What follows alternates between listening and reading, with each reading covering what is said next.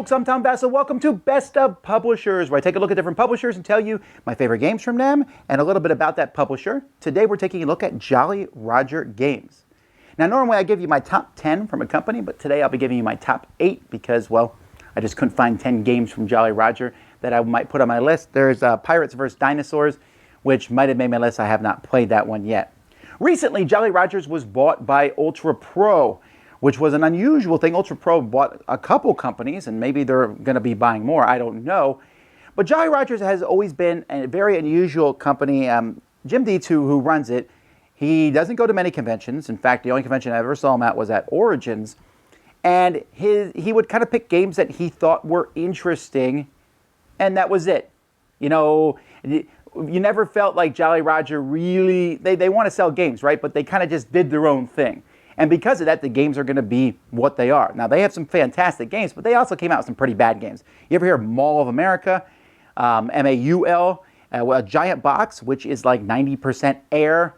Their quality at the beginning was pretty bad, although it has improved over the years, and I'm assuming being with Ultra Pro is only going to help it in that regard. So we'll see. We'll see. I mean, they've done some weird things. I remember there was a Dungeons and Dragons coloring book. I remember that, or a Cthulhu coloring book, too. They've just done also some interesting, odd projects on the side. Here are my 8 favorite games from Jolly Roger. Number 8 is Clock Towers.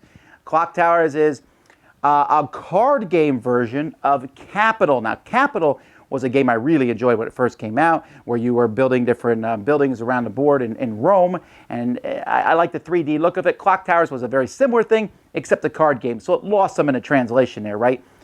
The whole thing about building towers is building towers. You know, here you're controlling different clock towers. It has a similar feel to it, but Number 7 is Knock Knock. Knock Knock was a Halloween-themed game where basically you would say, here's a card, it's good or bad. And then the person would either refuse it or keep it, and maybe it was good, maybe it was bad. If they refused it, you got it. Really simple concept. It does work, and it was a really small box, so easy to carry around. The Halloween trick-or-treat theme appealed to people also, so that's Knock Knock. Number 6 is the Great Chili Cook-Off. Now, this one's an intriguing one, but it's kind of a trick-taking game, and it's probably a little more complicated than it needs to be as you put cards in, flip them over, and then you see who played what, gets different things, and you're trying to get the right collection of peppers. Love the theme of this game a lot, but a solid trick-taking style game. Number 5 is Surf's Up Dude. Surfing games. There's not very many of them. And this was one that actually came with surfing meeples, and they were coming into land, and you had to try to make them do it. There's Tavarua just came out recently, which is a better game. But this game from Al Moon got a lot of hype and then kind of just fizzled out because the game itself was fun as you brought the surfers in and such. But I don't know, there wasn't maybe necessarily something that just kept you coming back. All right, here we go. The top 4 games. Number 4 is Kremlin. Now, Kremlin was originally published by Avalon Hill, and I really liked Kremlin back in the day because it's the game that I designed, nothing personal, definitely has its base and roots in Kremlin.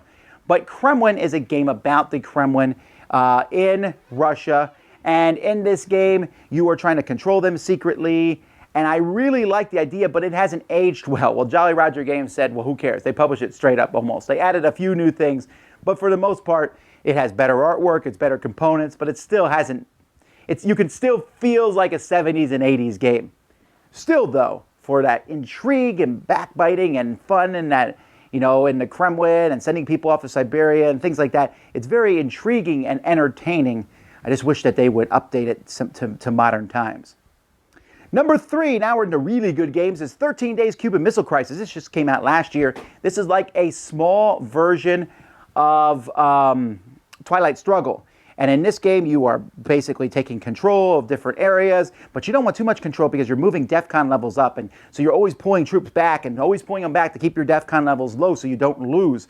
And I like that concept. It's this give and pull, and you are constantly hurting yourself, pulling troops back just so that you don't cause the end of the game.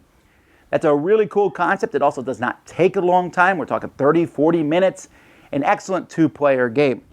Then, my number 2, Sun Tzu, which was originally called Dynasties. This is a great game. It is a 2-player area control game. Area control games hardly ever work well with 2 players, but this one does well. The original one came with cubes, and then they upgrade it to little figures. It's a really beautiful game, a cool theme as you play cards and put different things in regions, trying to control different regions on the board.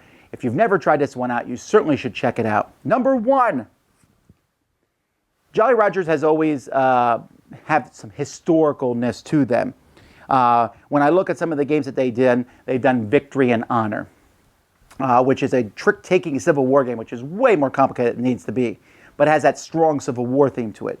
Well, this one here is based on the Constitution. It's called Founding Fathers. This was the third game from Jason Matthews, kind of where he did a bunch in a row. The original one, Twilight Struggle, huge acclaim. 1960, not so much buzz, but still a lot of people liked it, talking about the election. This is the third one. This was a multiplayer version of these card-playing games where you were trying to build the Constitution together. It's not as good as the other two games, not at all, really, but it's still a really solid game. And if you love history, if you love the idea of writing the Constitution and what went on there, really a lot of cool things here. A lot of history in a box. That is Founding Fathers. Like I said, Jolly Roger has done many different games. They've also picked up comic things.